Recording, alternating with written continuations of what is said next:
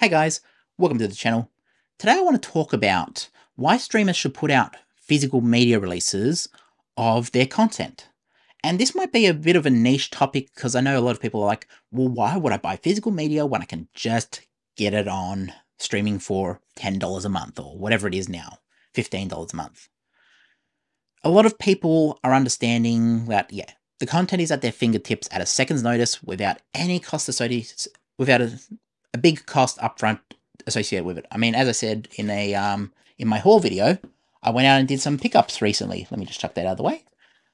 I picked up something like Wednesday, which is obviously on Netflix, but you know, this is who produced this? Warner Brothers produced this.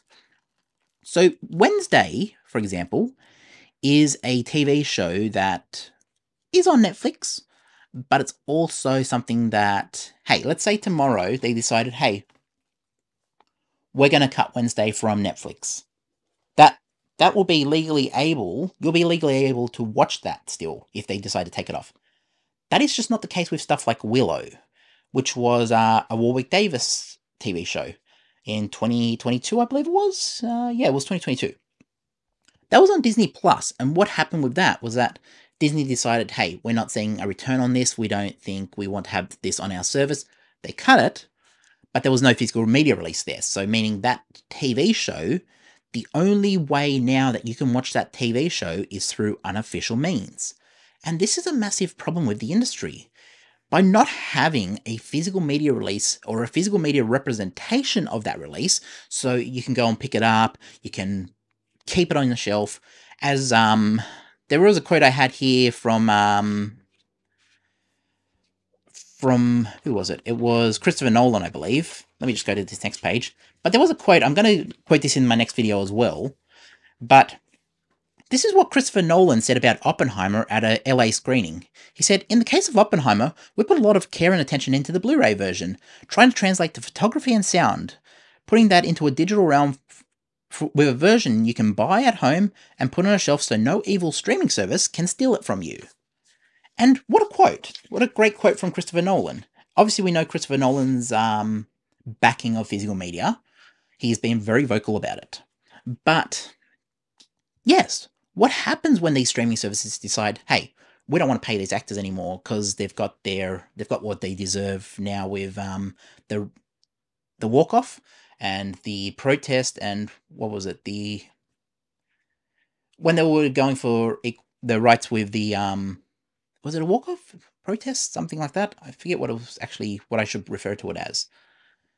But either way, all the unions walked out and they have essentially got a better deal now with the streamers.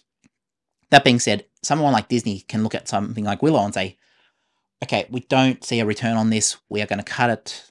They cut it. It's gone into the nether now. And now the only way you can watch Willow is through unofficial means. This is why physical media is so important.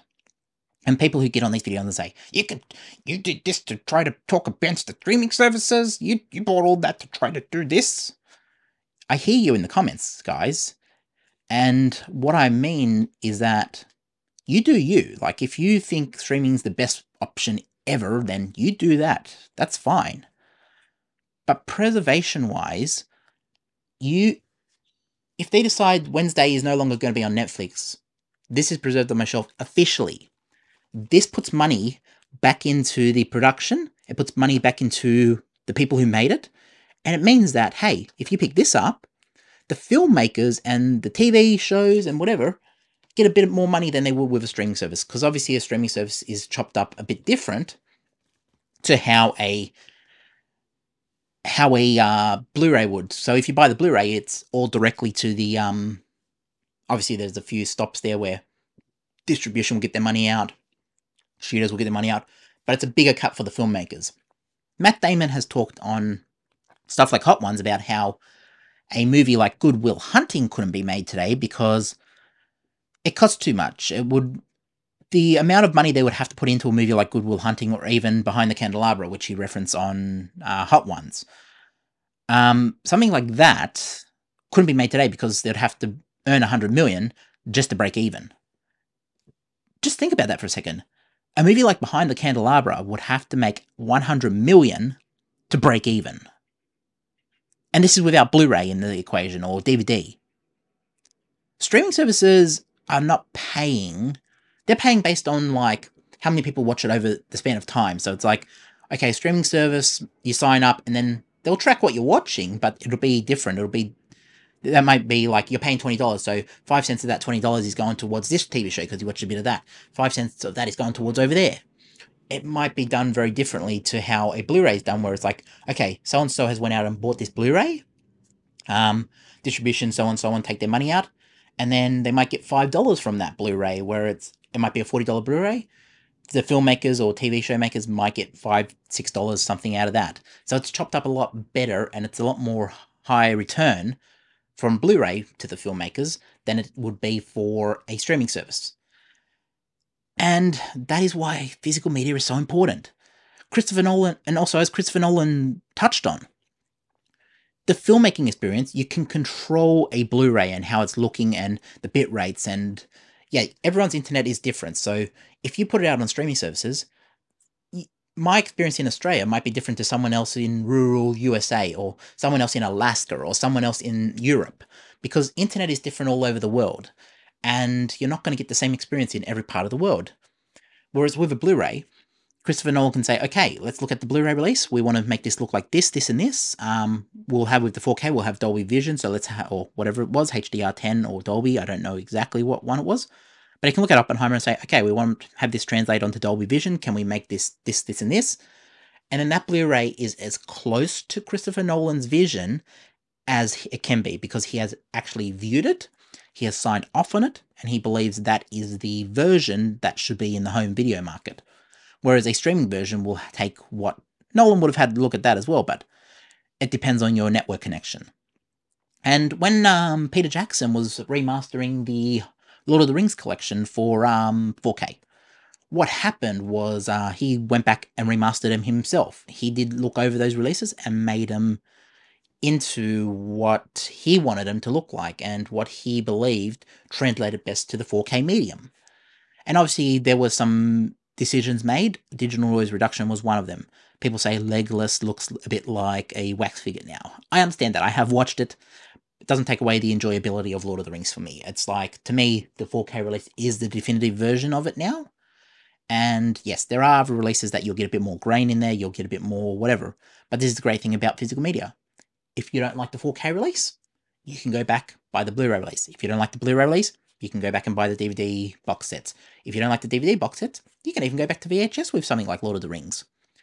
There are a lot of different mediums in physical media, and you can choose your experience. And the problem with streamers as well is that you don't know what changes they're going to make. Something like 13 Reasons Why. Now look, before I get into this topic, 13 Reasons Why was the first season at least. I didn't go beyond the first season because it just became sort of a stretch beyond that. But, you know, the first season was great when it came out of the ball, like straight out of the door, just going for it. Well, that TV show was decent. I mean, it kind of messed me up when I first watched it. I was like, damn, they went really hard on that last scene. So I was kind of broken up about that last scene with Henna. And what happened was Netflix edited that scene out based on, as they should have, based on what psychiatrists and so on were saying about the show's impact on mental health. And 13 Reasons Why, that scene with Hannah in the bathtub, that was taken out in the streaming version. I still have the prior DVD version that came out, so there was a DVD version that came out prior to the changes. I have the version with the original on it, the original cut. But this is what I mean. Forever now, going forward, the version on Netflix is altered. And yes, it may be altered for the better. And I think a lot of people will agree that, yes, we want to make sure that anyone watching this show who may be younger and going through stuff, we want them protected. We want them to be not put in a way that they say, okay, I can identify with Hannah and how she did things. We don't want to give them a way to look. That last episode of 13 Reasons Why was problematic because it gave people advice on how to do things and how whatever. But I think we can agree that for the better, that scene was changed. However, it also means that now forever there will be an altered cut of that on the streamer. And the only way you can watch the original cut is A, through unofficial means, or B, the DVD version is out there, which I have, and you can watch that way. And that is why streaming services really should consider physical media, because yes, it may not be for everyone, and there may need to be changes made to suit the current climate and to suit the current, what's the word for it? The current market, the current viewership. Something like Song of the South, for example. People still pick up laser discs of that and VHS tapes of that because Song of the South in this day and age does not have a place. And people say, it doesn't have a place. I'm a preservationist, so I'm like, no, film will always have a place.